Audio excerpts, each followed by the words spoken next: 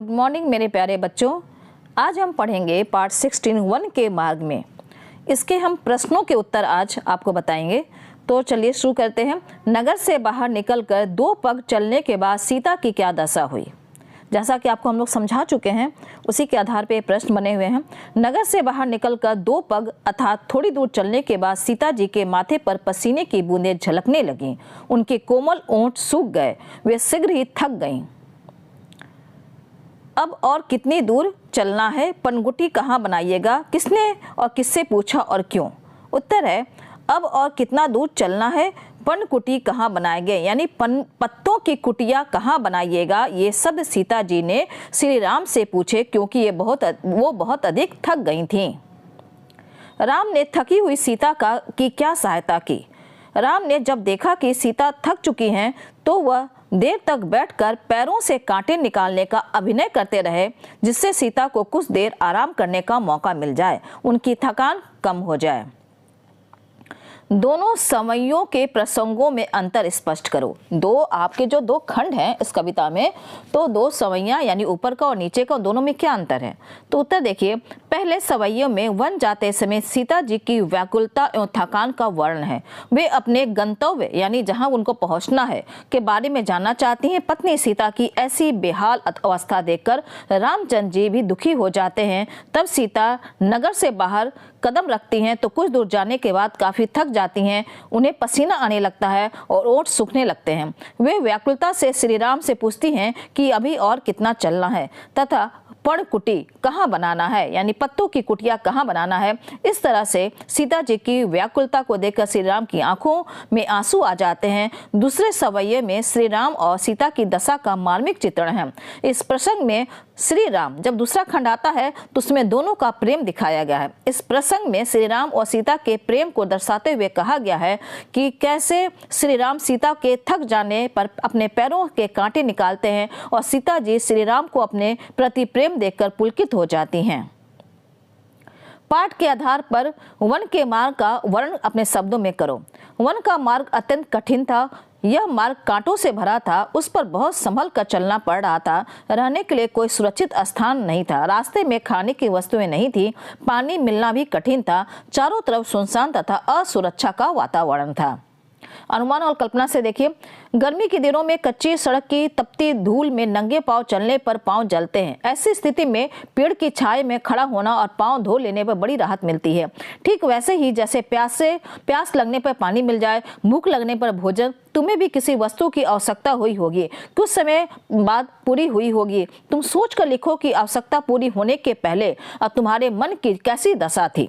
ठीक ना, ये ऐसा प्रश्न है बच्चों की अगर आप अपने से लिखना चाहें तो ज्यादा अच्छा होगा। फिर भी देखिए, किसी वस्तु की आवश्यकता पूरी होने पर पहले मन उसके लिए बेचैन तथा व्याकुल रहता है और हम बार बार उस वस्तु के विषय में सोचते रहते हैं तथा उसे पाने के अनेक प्रयास करते हैं। किसी दूसरे काम में मन नहीं लगता। धीरे रखकर पोछी यानी पोछ कर, जानी मने जानकर, लखी का अर्थ हुआ देखकर, धरी मने रखकर, पोछी मने पोछ कर, जाने का अर्थ है जानकर। ऊपर लिखे शब्दों और उनके अर्थ को ध्यान से देखो। हिंदी में जिस उद्देश्य के लिए हम क्रिया में कर जोड़ते हैं उसी के लिए अवधि में क्रिया में ई को जोड़ा जाता है।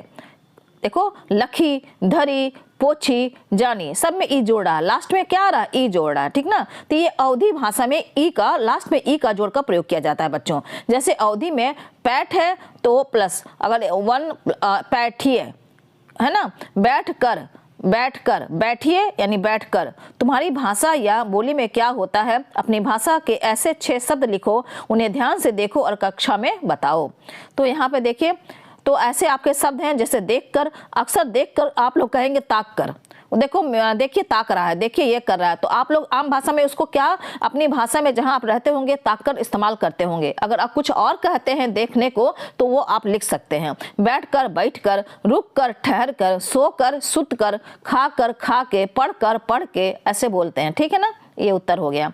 फिर है, मिट्टी का गहरा अंधकार डूबा है उसमें एक बीज डूबा है। जब हम किसी बात को कविता में कहते हैं तो वाक्य के शब्दों में क्रम में बदलाव आता है। जैसे छाछ घड़ी है ठाड़े को गद्य में ऐसे लिखा जा सकता है, छाया में एक घड़ी खड़ा होकर, एक घड़ी खड़ा होकर उदाहरण के आधार पर नीचे दी गई कविता की पंक्तियों को गद्य के शब्दाक्रम में लिखो।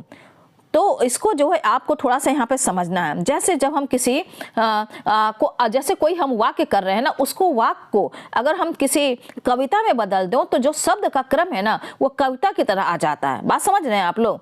इस तरह से कैसे हम बदल सकते हैं, तो उसमें है जैसे मिट्टी का गहरा अंधकार डूबा है उसमें एक बीज, ये कविता की पंक्ति हो गई। इसको अगर सीधा आप करेंगे तो उसमें आपको निकल के आएगा उसमें एक बीज डूबा है। मैं आपको समझा रही हूँ, ठीक है ना। उत्तर देखिए, ऐसे हम लोग बना सकते हैं। कैसे उसको कैसे सीधा रूप में लिखा जाता है, देखिए। पुरते निकसी रघुवीर वधु, सीता जी नगर से बाहर वन जाने के लिए निकली। पुरते निकसी रघुवीर वधु, ये कविता का लाइन है, ये अवधी भाषा का कविता का लाइन है, यानी पंक्ति है, जिसको हिंदी में पंक्ति कहते हैं। इसका अर्थ देखिए, सीता जी नगर से बाहर वन जाने के लिए निकली हैं। दूसरा है पुट सूख गए मधुराधर वे, मधुर ओठ सूख गए। इसी तरह और भी है, उसके जितने भी आपके जो लाइन पंक्ति है उसका इस तरह से आप अर्थ बनाएंगे, यानी वाक्य बनाएंगे। पुरते निकसी रघुबर बधु, सीता जी नगर से बाहर वन जाने के लिए निकली। पुट सूख गए मधुराधर, मधुर ओठ सूख गए, पहले की तरह। फिर है बैठी बिलम लो कटक काढ़े, कुछ समय तक श्री राम ने आराम किए और अपने पैरों से देर तक कांटे निकालते रहे। पर्णकुटी करें किंतु, यानी पत्तों की कुटी अर्थात पर्णकुटी कहाँ बनाएंगे। तो बच्चों यहाँ पे सारा आपका एक्सरसाइज हमने बता दिया है। आशा करते हैं कि आपको जरूर समझ में आता हो।